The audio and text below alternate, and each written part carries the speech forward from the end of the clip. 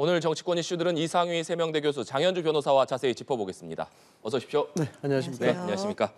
오늘 오전에 있었던 윤석열 대통령의 국무회의 발언 얘기부터 해보겠습니다. 윤석열 대통령이 민주노총의 대규모 집회에 대해서 강도 높은 비판을 내놨습니다. 민노총이 국민의 기본권을 침해했다면서 그 어떤 불법 행위도 용납하지 않겠다 이렇게 밝혔고요. 또 문재인 정권을 겨냥해서는 과거 정부의 소극적인 대응으로 국민 불편이 커졌다 이렇게 지적하기도 했는데 교수님 먼저 오늘 오전에 있었던 윤 대통령의 모두 발언 어떻게 들으셨습니까? 일단 워딩상, 그러니까 대통령의 레토릭 그 메시지상을 살펴보면은 앞으로 민노총이 변하지 않는 한 대통령이 민노총이라는 집단과 화해할 생각은 없다. 이렇게 읽혀질 것 같습니다. 결론적으로. 왜냐 그러면은 일종의 그 대통령의 메시지를 간단하게 우리가 해석을 할 수가 있는데요. 국무회의를 생방송으로 했고 여기에서 민노총에 대한 불법과 탈법에 대한 부분을 이야기했습니다. 흔히 대통령 메시지를 이해하려 그러면은 2W 원레이치로 이해하시면 됩니다. 2W가 뭐냐 그러면 왜, why, 뭐 때문에 이런 메시지가 나왔을까에 대해서 보면은 지금 윤석열 정부가 들어서서 제1성으로 이야기했던 것이 국가발효소역입니다. 이건 윤석열 정부 일종의 체력과도 같은 것이라고 봐야 되겠죠.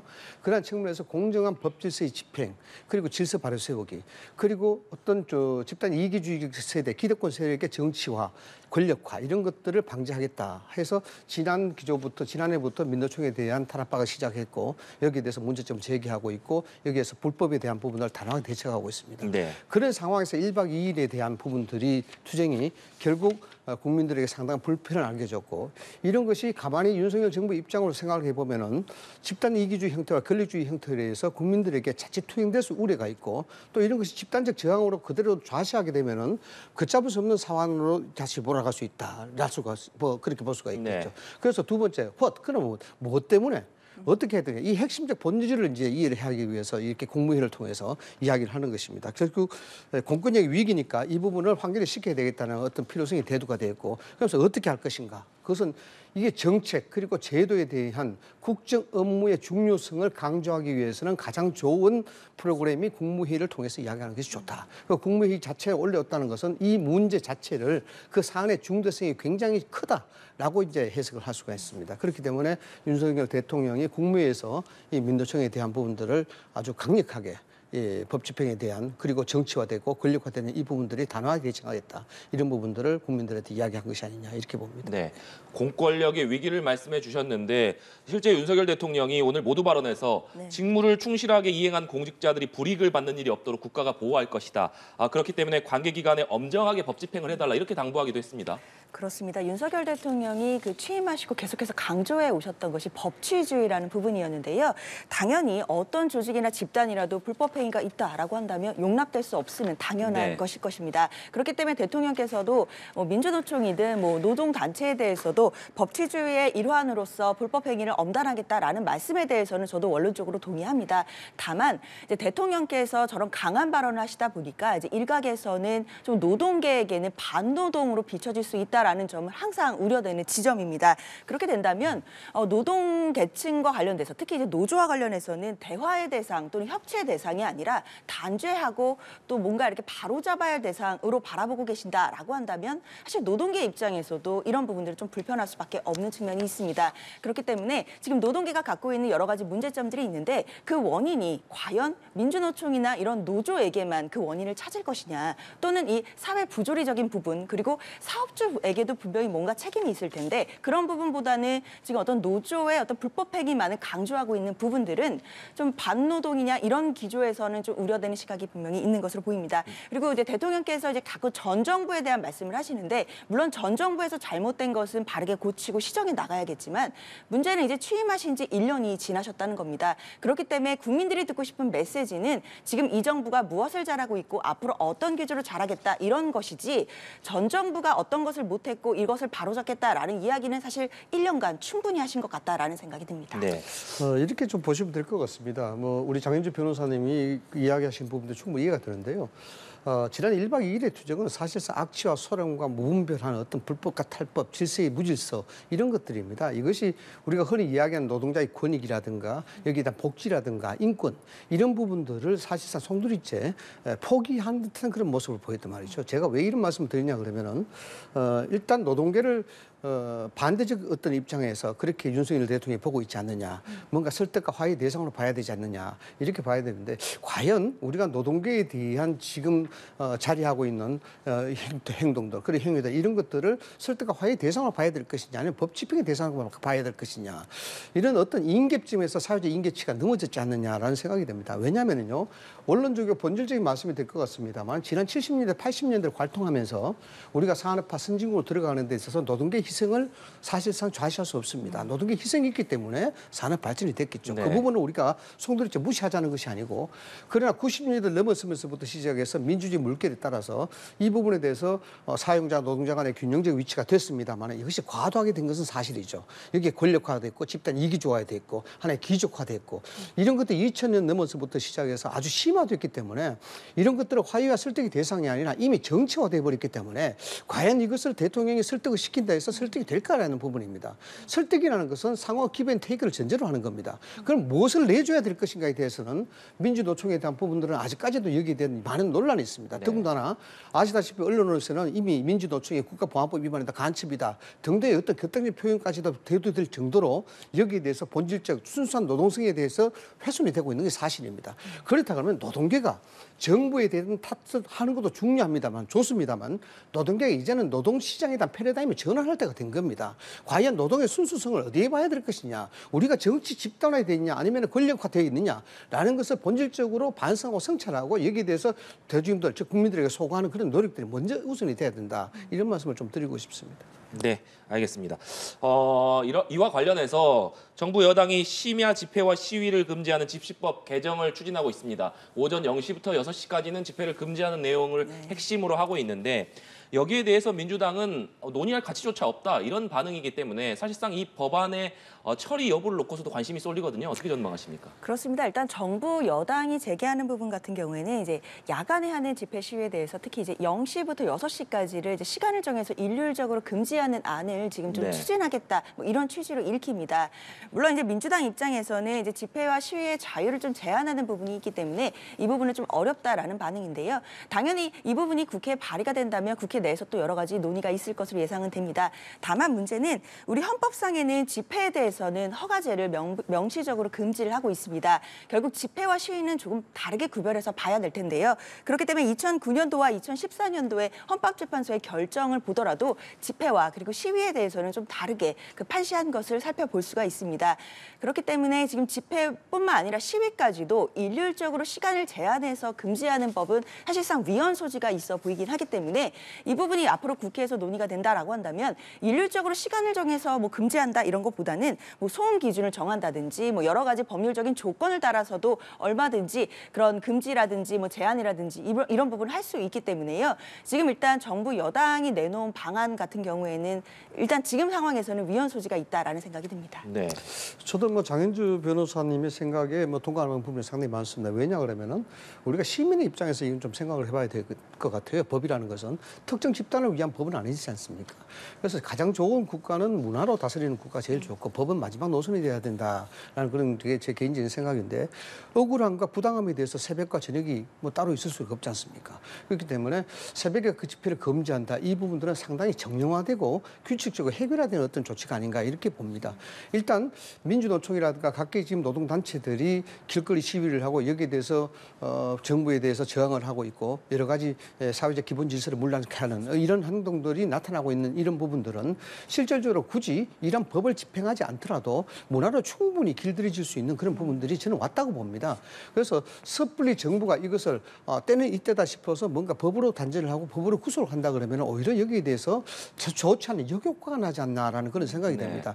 지금 흐르는 어떤 물줄기에 따라서 지금 노동계가 이야기하는 이런 부분들을 스스로 성찰하게끔 만드는 어떤 여론의 분위기, 그 환기되는 여론의 분위기가 분명히 감지되고 있기 때문에 이것은 좀 더 지켜보고 법으로 재단하는 부분들은 후차에 이야기할 수 있는 부분이 이 정도 좀 더 심화된 다음에는 이야기할 수 있는 그런 소지가 되지 않을까라는 생각을 합니다. 네, 알겠습니다. 후쿠시마 오염수 시찰단 얘기도 좀 해보겠습니다. 후쿠시마 오염수 시찰단이 오늘부터 후쿠시마 원전을 방문해서 내일까지 시찰 활동을 벌입니다. 후쿠시마 시찰단 활동을 놓고 정치권에서는 계속해서 공방이 이어지고 있는데 국민의힘에서는 민주당이 도덕성 위기를 덮기 위해서 오염수 공포를 유포하고 있다 이렇게 비판을 하고 있고 민주당에서는 시찰단이 비공개로 활동을 하는 것을 놓고 숨바꼭질 놀이를 하러 갔느냐 이런 비판을 내놓고 있는 상황입니다. 정치권에서 시찰단 활동으로 공방을 벌이는 점에 대해서는 어떻게 생각하십니까? 시찰단을 공개하면 어떻게 될까요? 이렇게 우리가 상상해볼 필요가 있습니다. 시찰단 지금 규모가 21명 정도로 구성이 되어 있고 여기에 대해서 몇 면이 참 비공개를 하고 있다. 이렇게 해서 민주당이 공개하고 있는데 이것은 이제 정치적 공세는 충분히 가능할 수 있습니다. 그런데 정부 입장에서 생각해 본다면은 이건 비공개를 할 수밖에 없겠죠. 왜냐하면 우선 여기에 대해서 투명하게 조사 활동을 할 수 있는 그 보장 장치가 상당히 위협을 받게 됩니다. 이게 방문한 시찰단의 면면이 밝혀지게 되면 그 사람에 대한 이력, 그 사람이 누구를 만났고 그 사람이 어떤 과학의 행적이 있고 이런 것들이 조명되기 시작하면서 이 시찰에 대한 순수성이 훼손이 될 수가 있겠죠. 더군다나 정치적 공방으로 갈 수밖에 없는 정치적 현안이기 때문에 그렇게 될 수밖에 없습니다. 네. 그래서 일단 정부 쪽에서는 여기에 전문가들로 유치된 21명을 비공개로 해서 갈 수밖에 없다. 저는 그렇게 보는 겁니다. 그래서 그 부분에 대해서 지금 여기에 대해서 뭐 시료 취지도 안 했다 하고 있습니다만 시찰단의 얘기로는 IAEA에서 검출된 어떤 자료를 이야기하고 있지 않습니까? 지금 우리 정부도 분석 중이다라고 이야기하고 있고 지금 진행되고 있는 상황에서 결과를 무척 예단을 해서 여기 문제가 있다라는 것은 좀 무리가 있고요. 네.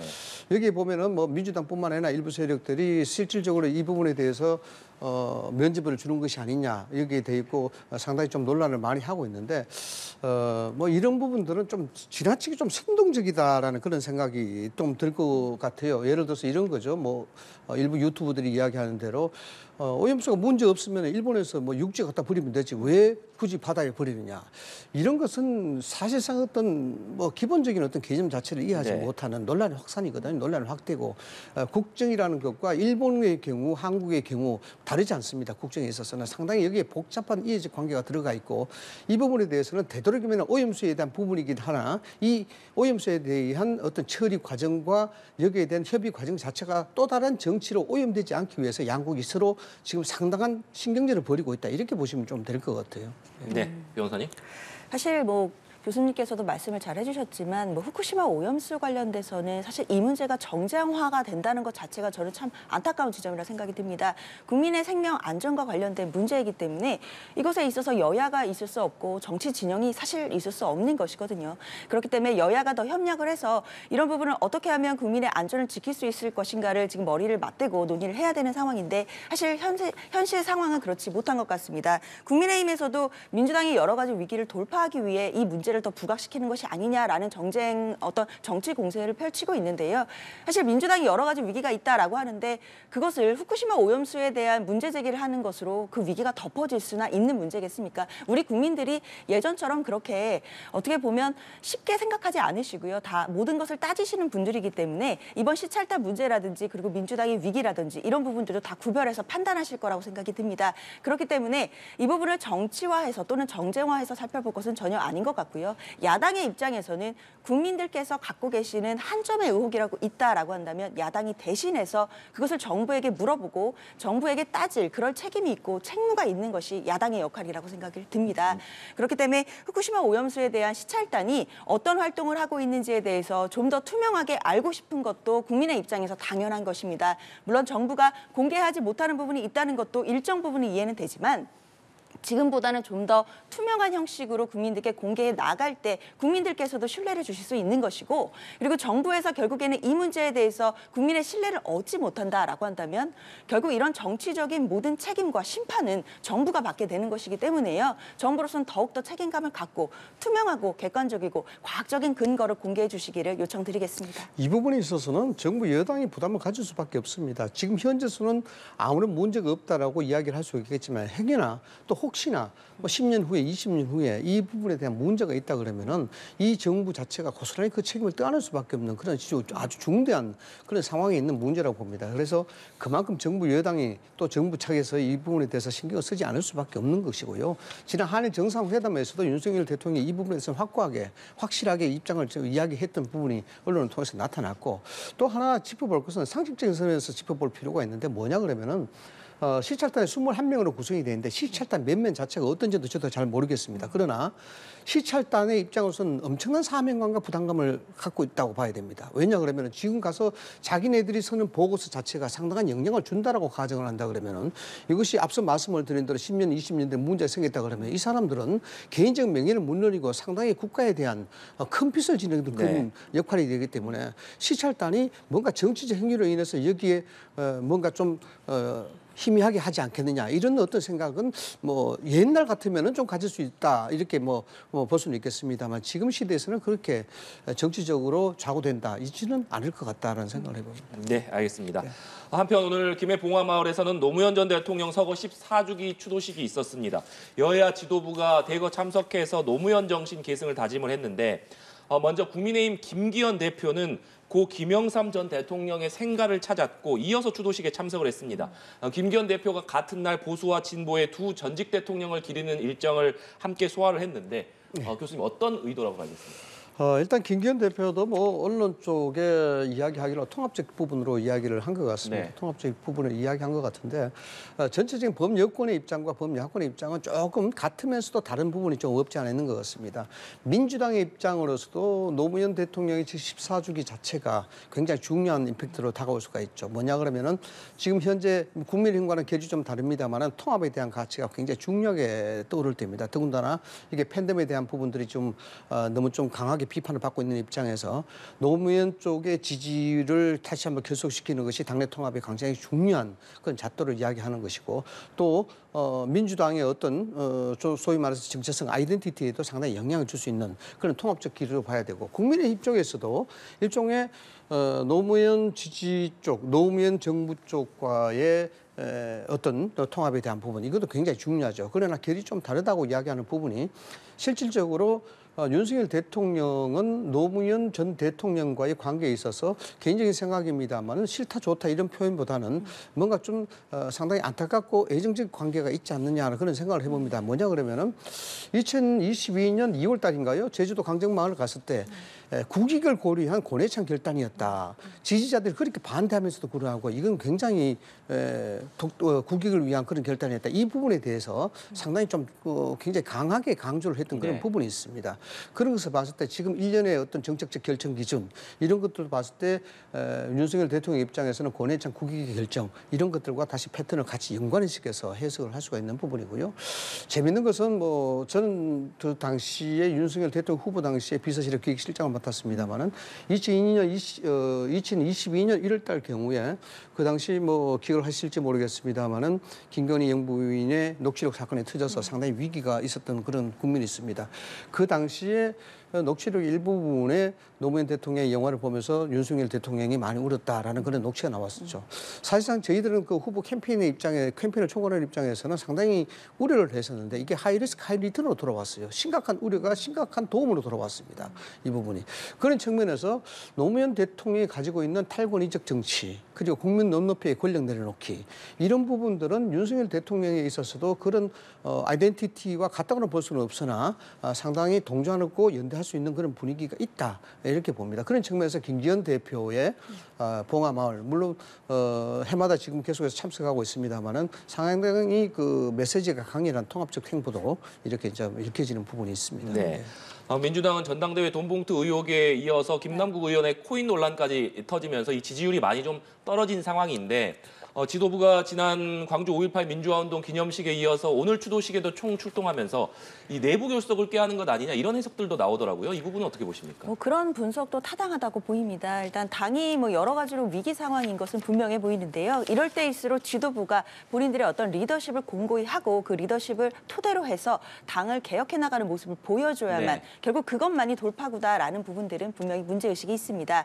그렇기 때문에 지지자들을 또 총결집하고 내부 결속을 의지를 다지는 여러 행사들에서 또 지도부가 총결집하는 모습을 보여주는 것 자체가 굉장히 그 자체로도 상징성이 있다고 보이고요. 특히나 여러 위기를 틈타서 지금 당내에 좀 소수지만 또 여러 가지 또 지도부를 흔드는 발언들도 많이 나오고 있거든요. 그런 이제 발언들을 가지고 또 혹자들은 좀 그 안에서의 당내에 또 갈등이 다시 재점화하는 거 아니냐라는 우려들도 있는데 그런 것이 없고 오히려 내부 결속을 잘 다져서 함께 지금 가고 있다라는 모습을 좀 보여주면서 지도부의 리더십 그리고 이재명 당대표의 리더십이 좀 공고히 유지되고 있다는 모습을 상징적으로 또 보여주는 그런 의도도 분명히 있어 보입니다. 네, 알겠습니다. 김남국 의원의 코인 논란과 관련해서 여야 신경전도 이어지고 있는데요. 관련 발언 듣고 대담 이어가도록 하겠습니다. 작년 2월과 3월 대선을 전후한 기간에 무려 2억 5천만 원 이상의 코인을 현금화한 걸로 드러났습니다. 이 돈은 어디로 갔습니까? 김 의원이 대선 직전에 이믹스 코인 약 51만 개를 클레이페이 59만 개로 교환한 것도 매우 의심스러운 정황입니다. 발행 한 달도 되지 않은 신생 코인 플레이페이에 몰빵을 해서 약 15억 원의 손해를 봤다고 알려졌는데 실상은 자금 세탁 목적이라는 의혹이 제기되고 있습니다.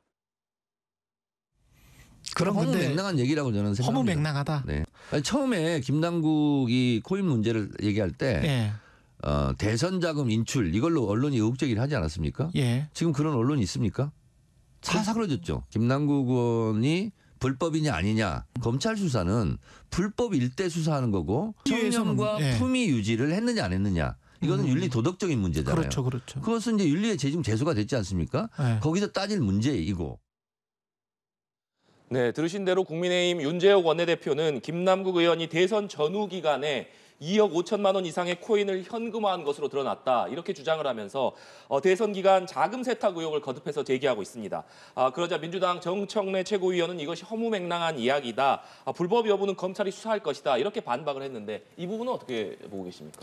이거는 뭐 철저하게 조사가 돼야 되고요. 규명이 돼야 될 문제입니다. 이거는 지금 현재의 국민적 여론 자체가 여기에 대해서 초미의 관심을 기울이고 있습니다. 네. 민주당의 입장으로서는 이 부분을 정확하게 인식을 해야 될 것 같아요.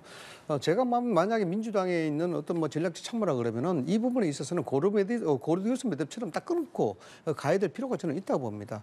아마 이 부분의 대처를 어떻게 하느냐에 따라서 민주당의 총선 전략에 상당한 승패가 좌우되지 않겠느냐라는 그런 것입니다. 이게 합리적 의심 아니겠습니까?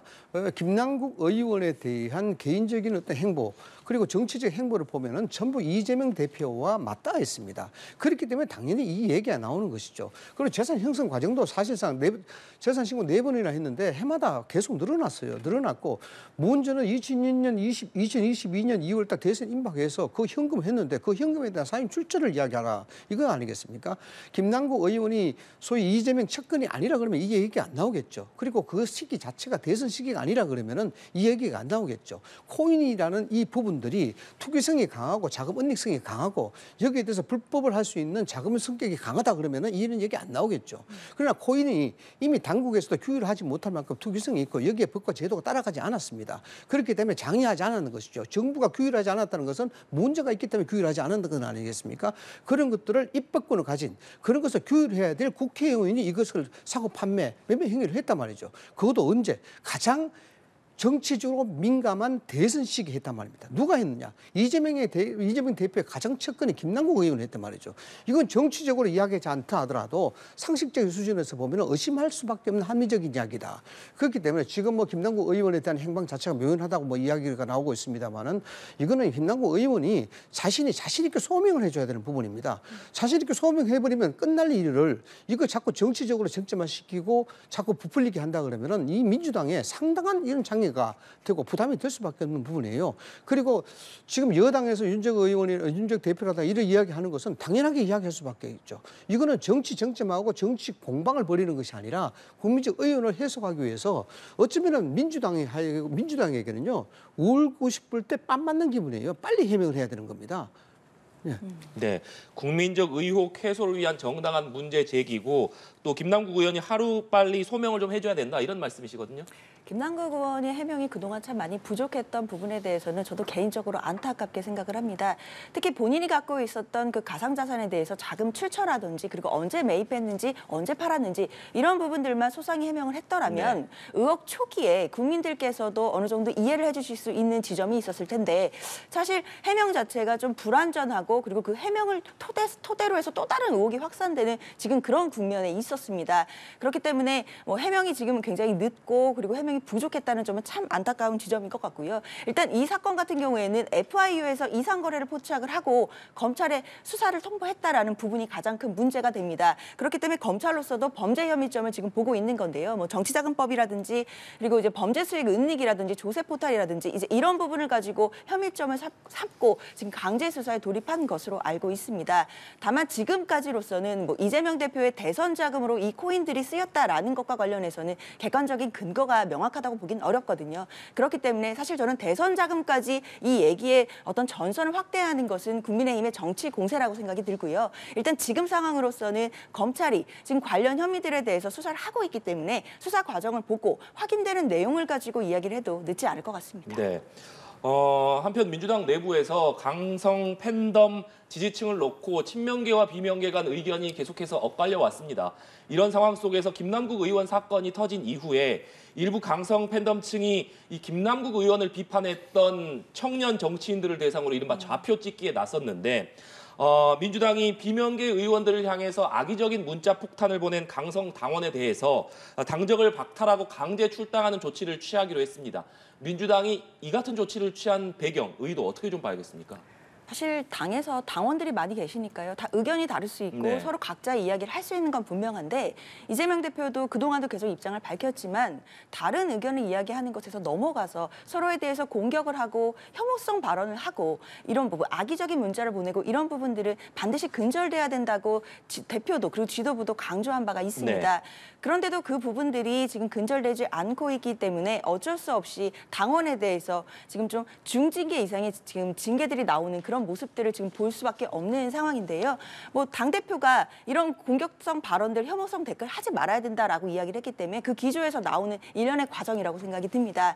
근데 다만 저는 그 우리 당에서도 여러 국회의원들이 계시지만 그분들께서 이제 이른바 뭐 강성 지지자들로부터 뭐 여러 가지 문자 받는 부분에 대해서 많이 호소를 하시고 네. 강성 팬덤의 어떤 정치적인 문제에 대해서 많은 지적을 하시는데요. 당연히 원론적으로 저도 공감은 하지만 문제는 민주당이 여러 가지 위기나 정치의 위기가 과연 그 강성 지지자들만 때문만이었겠느냐 이 부분에 대해서는 좀 다시 생각해 볼 필요가 있습니다. 분명히 국회의원들도 169석이라는 많은 의석을 갖고 있었음에도 민주당이 이렇게 위기에 빠질 수밖에 없었던 것이 의원들의 책임은 무엇이 있는지를 먼저 좀 스스로 돌아보는 것은 어떨까라는 생각이 듭니다. 네. 말씀해 주신 대로 비명계인 이원욱 의원이 강성 지지층에게 받은 문자를 공개하기도 했었습니다. 이원욱 의원은 하루빨리 혁신 기구를 만들어서 이런 강성 팬덤 지지층과 어떻게 절연할지를 좀 방안을 연구해 봐야 된다 이런 발언을 하기도 했습니다만 이재명 대표가 현재 혁신 기구를 구상 중인 것으로 알려져 있기 때문에 팬덤 정치와 관련해서 어떤 혁신안을 과연 내놓을 수 있을 것이냐 이 부분에도 관심이 쏠리거든요. 169석이니까 이거 뭐 속담을 비유해서 이야기하자면 가지 많은 나무에 바람이 잘 없는 거죠. 당이라는 것이 아이덴티티를 같이 할 수는 있겠습니다만은 다양화가 다원화를 원칙으로 하고 있습니다. 그러니까 이러저러한 소리가 많이 나오죠. 그러나 이제 하나 문제가 되고 있는 것은 지금 정치학자들도 그렇고 세계에서도 공동적으로 보이는 어떤 기류라고 봐야 됩니다. 이 강한 팬덤 현상, 이 부분의 팬덤 현상을 어떻게 이해해야 될까에 대한 부분이 큽니다.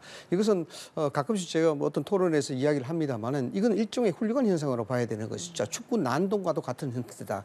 이건 축구 승패에 자기 팬이 지게 되면 무조건 난동을 부리는 그런 관중을 훌리건이라고 그러죠. 이게 뭐냐 그러면은 정치적으로 연예인에 나타난 팬덤 현상이 정치에 옮겨온 겁니다. 즉 다시 말씀을 드리자면은 사실과 진실에 기초하지 않고 내가 좋아하는 정치인이 불법과 탈법을 하더라도 그것을 정의로 보는 그런 형태. 그래서 이 정치인을 공격하게 되면 폭력적 행위로 나타나는 그런 모습, 그런 현상. 이걸 훌륭한 현상으로 이야기합니다. 전형적으로 지금 나타나고 있죠. 이게 민주당뿐만 아닙니다. 이건 국민의힘 여당 쪽에서도 나타나고 있는 현상입니다. 그런데 이걸 어떻게 절연할 것이냐. 결론적으로 절연하기 힘듭니다. 왜냐 그러면은 투표로, 즉 표로 정권을 창피하고 획득하고 이런 것이 정당이기 때문에 강한 팬덤 자체가 빅스피커가 죽게 되게 되면은 중도 세력이 여기에 어떤 외침 소리를 못 듣습니다. 그렇기 때문에 이것은 정치는 어쩔 수 없이 이것을 순환시켜 나가는 형태로 자꾸 소위 페이드 아웃과 페이드 인을 반복해야 되는 그런 형태로 가야 되는 것입니다. 그래서 정치의 정당은 필요악과 필요선이 공존하는 그런 형태로 봐야 되는데 좀 현실적으로 이야기하자 그러면 이런 겁니다. 이재명 대표가 여기에 대해서 강한 팬덤으로 인해서 지금 어떤 대표의 리더십을 유지가 하고 있다라고 봐야 됩니다. 전체적인 어떤 퍼센테이지 상당 부분을. 그러면은 이재명 대표의 리더십을 유지하기 위해서는 이 부분을 어떻게 잘라내야 될 것이냐 이런 부분인데 여기에서는 지금 현재 그러한 소리를 못하기 때문에 일종의 징계적 절차, 즉 제도와 규칙 안에서 하는 행동과 패턴을 보이고 있는 것이죠. 그런데 실질적으로 제대로 하려고 그러면 이재명 대표가 워딩으로 나와줘야 되는 겁니다. 이 부분에 대해서 강하게. 그런데 강하게 하지 못하죠. 왜냐 그러면 강하게 해버리게 되면은 이재명 대표 자체가 심각한 타격을 받아보기 때문에 사실상 이건 굉장히 문제가 되는 겁니다. 그래서 가장 좋은 방법은 실질적으로 강성 팬덤이 우리가 민주당 또는 국힘에 있어서 어느 정도의 손익과 순기능을 하고 있는지에 대해서 자정적, 성찰적 기능이 부여돼야 되는 것이고 그것을 당에서 자꾸 이야기를 해주고 순환시켜 나가는 부분입니다. 그래서 지금 소위 말해서 나무 꼭대기에 올라 있는 그런 형국의 민주당이 팬덤 현상을 보이고 있는 겁니다. 그래서 상당히 이거는 해법 찾기가 힘들다. 이렇게 저는 생각을 합니다. 네. 마지막으로 이 문제 짧게 한번 짚어보겠습니다. 국민의힘 행안위 의원들이 오늘 중앙선관위를 방문했는데 전현직 간부 자녀들의 특혜 채용 의혹 등과 관련해서 항의하기 위해서였습니다. 특히 선관위가 전현직 간부 자녀들의 특혜 채용 의혹을 받고 있는 상황에서 일부 간부들은 자녀 채용 때 본인들이 직접 최종 승인을 한 것으로 알려져서 논란이 커지고 있는 상황입니다. 국민의힘에서는 선관위를 대상으로 한 검찰 수사까지 촉구하는 목소리가 나왔는데 이 부분은 어떻게 보고 계십니까?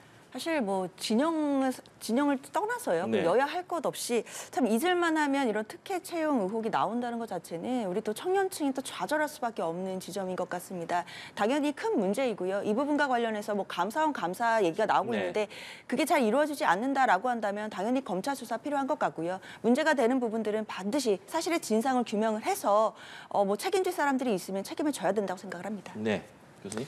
1960년도에 부정선거로 말미암아 공명선거에 대한 필요성이 대두가 되어서 중앙선거기관이 헌법상 독립기관이 됐습니다. 이 얘기는 뭐냐 그러면은 어떤 기관이라도 오염이 된다 하더라도 여기는 오염이 돼서는 안 된다는 네. 얘기예요. 이것이 법률적이나 정치적으로 마찬가지입니다. 여기 있는 사람들은 도덕적으로 투명함과 깨끗함을 무기로 해서 국민들한테 선택받은 사람들입니다. 이미 문재인 정부 때부터 사실은 정치 오염이 되기 시작해서 급기야 이런까지 왔는데요. 이거는 스스로가 자정을 해야 됩니다. 그리고 이 부분을 헌법적 독립기관 선관위가 또 검찰 수사 들어간다. 이건 사실 국가적 수치예요.